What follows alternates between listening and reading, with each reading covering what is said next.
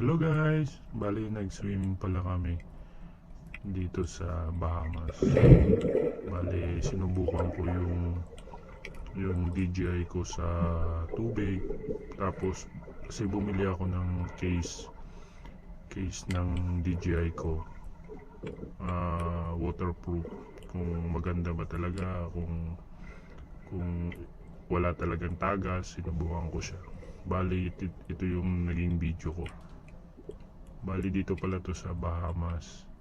Yan, maraming isda, maraming hagfish kinuhaan ko. Bali dito lang pala yun sa gilid-gilid ng isang isla. Bali parang island siya ng main beach kasi maraming isda dito. Hindi ako pumunta doon sa gitna ng malalim kasi hindi naman talaga ako marunong lumangoy. But yun, yan, hindi masyado malinaw kasi sobrang liwanag.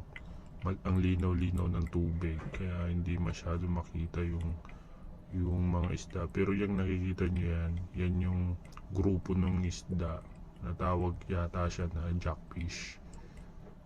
Yan, marami sila, grupo sila. I think tinatawag na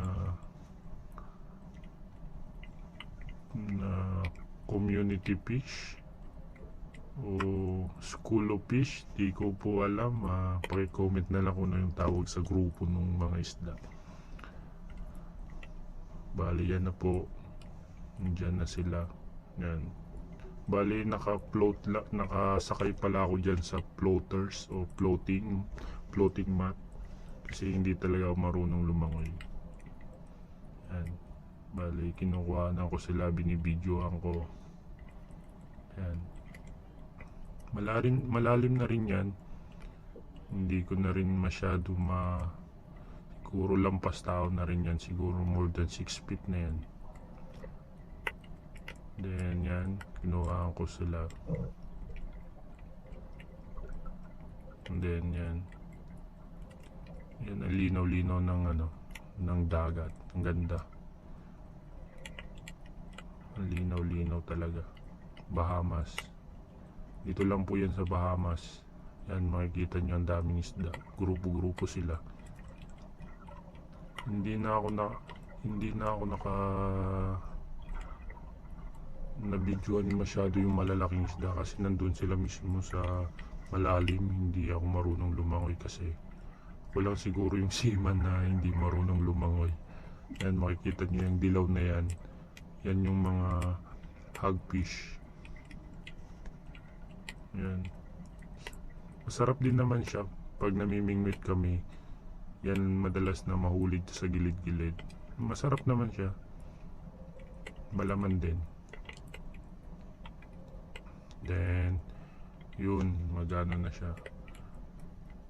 Yan, dyan sa mga hindi kasi dyan sa mga malalim. Yan, may mga isda rin dyan.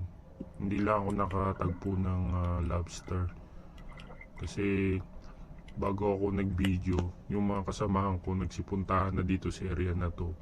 Nag-check na sila ng lobster, nagtumingin sila ng lobster. Pero sa area na to may mga lobster. Siguro natakot na, nabulabog na nila. Ayun, yan, ganda. Bali ito palang mga bato na to parang artificial na ginawa siyang island. Parang sa gitna siya ng isang beach. Parang island siya. Kaya maraming isda. Ang linaw-linaw yun. Yun na naman, ang ganda.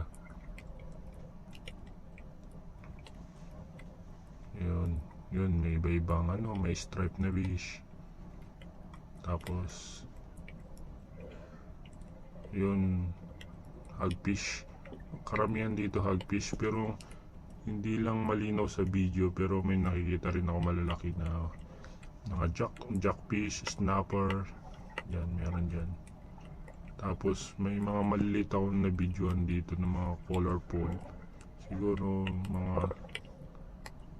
yung sa mga aquarium siya na ilalagay.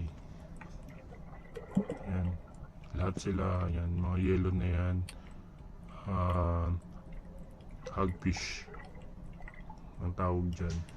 Yun, kung makikita mo yon, yung ano na yon, isda malalaki na rin yon. Sobrang ano lang, malayo lang ang kuha ko kasi naka floaters nga ako, hindi naman ako naka sisid, kaya hindi ko makuha na ng malapitan. Kaya hindi nga ako marunong lumangoy, sorry guys.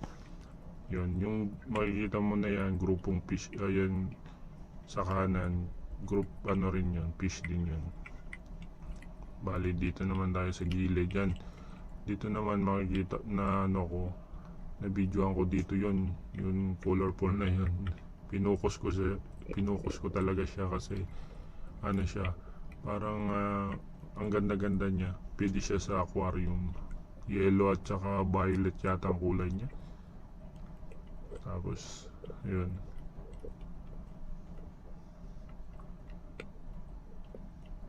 papakita ko pala dito sa video na to yung artificial island na ginawa. Bale, achievement ko rin kasi hindi nga ako marunong lumangoy, lakas ng loob lang. Sumakay lang ako sa floaters.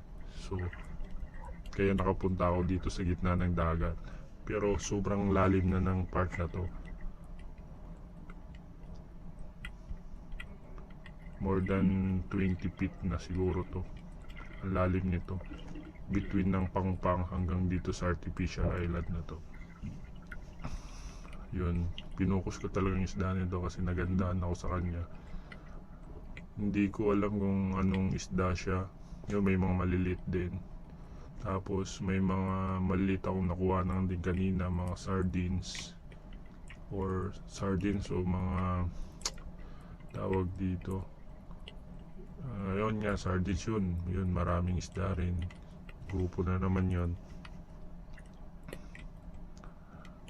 Sorry guys, pero kung napag-aga ako, siguro nakakita tayo ng lobster.